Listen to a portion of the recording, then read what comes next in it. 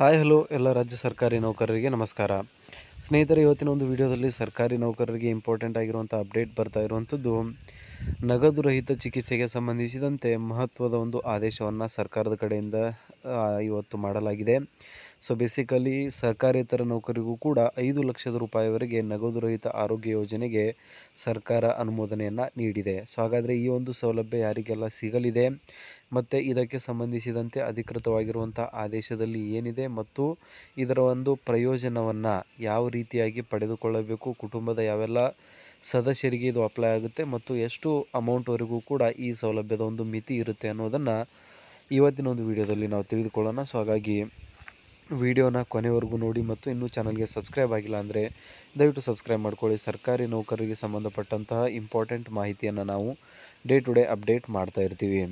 So ಇಲ್ಲಿ ನೋಡ್ತಾ ಇರುವಂಥದ್ದು, ಸರ್ಕಾರದ ವಿವಿಧ ಇಲಾಖೆಗಳಲ್ಲಿ ಗುತ್ತಿಗೆ, ಹೊರಗುತ್ತಿಗೆ ಹಾಗೂ ಗೌರವಧನ ಆಧಾರದ ಮೇಲೆ ಕಾರ್ಯನಿರ್ವಹಿಸುತ್ತಿರುವ 3 ಲಕ್ಷಕ್ಕೂ ಅಧಿಕ ಸಿಬ್ಬಂದಿ ಹಾಗೂ ಅವಲಂಬಿತರಿಗೆ 5 ಲಕ್ಷ ರೂಪಾಯಿವರೆಗೆ ನಗದು ರಹಿತ ಆರೋಗ್ಯ ಯೋಜನೆ ಅನುಮೋದನೆ ನೀಡಿ ಆದೇಶ ಹೊರಡಿಸಲಾಗಿದೆ. ಈ ಮೂಲಕ ಸರ್ಕಾರೇತರ ನೌಕರರಿಗೂ ಸರ್ಕಾರ ಸಿಹಿ ಸುದ್ದಿ ನೀಡಿದೆ. ಈ ಸಂಬಂಧ ನೌಕರರಿಂದ ಮಾಸಿಕ ಕೊಡುಗೆ ಮತ್ತು ಬಾಕಿ ಉಳಿದ ಹಣವನ್ನು ರಾಜ್ಯ ಖಜಾನೆಯಿಂದ ಪಾವತಿಸಲು ಅನುಮೋದನೆ ನೀಡಿ ಆದೇಶಿಸಲಾಗಿದೆ. ಅಂದರೆ ಇವಾಗ ಸರ್ಕಾರಿ ನೌಕರರಿಗಂತೂ ಈ ಒಂದು ವ್ಯವಸ್ಥೆಯನ್ನು ನೀಡಲಾಗ್ತಾ ಇತ್ತು. ಬಟ್ ಇವಾಗ ಒಂದು ಕಾಂಟ್ರಾಕ್ಟ್ ಬೇಸಿಸ್ ಮೇಲೆ ಹೈರ್ ಆಗಿರುವಂಥವರು, ಗೌರವಧನ ಆಧಾರದ ಮೇಲೆ ಸರ್ಕಾರಿ ಕೆಲಸವನ್ನು ಮಾಡ್ತಾ ಇರುವಂತಹ ಅರೆ ಸರ್ಕಾರಿ ನೌಕರ ಅಂತ ಹೇಳ್ಬೋದು, ಅವರಿಗೂ ಕೂಡ ಈ ಒಂದು ಸೌಲಭ್ಯವನ್ನು ಎಕ್ಸ್ಟೆಂಡ್ ಮಾಡಿ ಸರ್ಕಾರ ಆದೇಶವನ್ನು ಹೊರಡಿಸಿದೆ.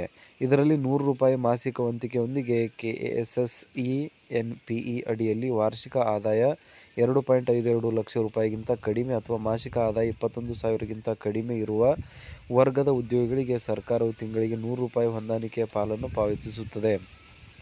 ಅದರಂತೆ ಅಂತಹ ಉದ್ಯೋಗಿಗಳಿಗೆ ಸರ್ಕಾರ ಕೊಡುಗೆ ಪ್ರತಿ ಕುಟುಂಬಕ್ಕೆ ಸರಾಸರಿ ವಾರ್ಷಿಕ ವೆಚ್ಚದ 50% ಆಗಿರುತ್ತದೆ ಅಂತ ಹೇಳಲಾಗ್ತಾ ಇದೆ.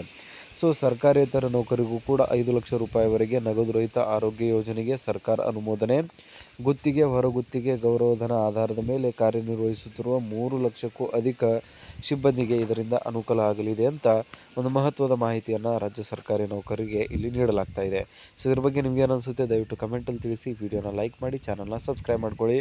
ಮತ್ತು ನಿಮಗೆ ಇದಕ್ಕೆ ಸಂಬಂಧಪಟ್ಟಂತೆ ಯಾವುದೇ ರೀತಿಯಾದಂಥ ಪ್ರಶ್ನೆ ಇದ್ದರೂ ಕೂಡ ಕಮೆಂಟಲ್ಲಿ ತಿಳಿಸಿ ಅಂತ ಹೇಳ್ತಾ ಇವತ್ತಿನ ವಿಡಿಯೋನ ಇಲ್ಲಿಗೆ ಮುಗಿಸೋಣ.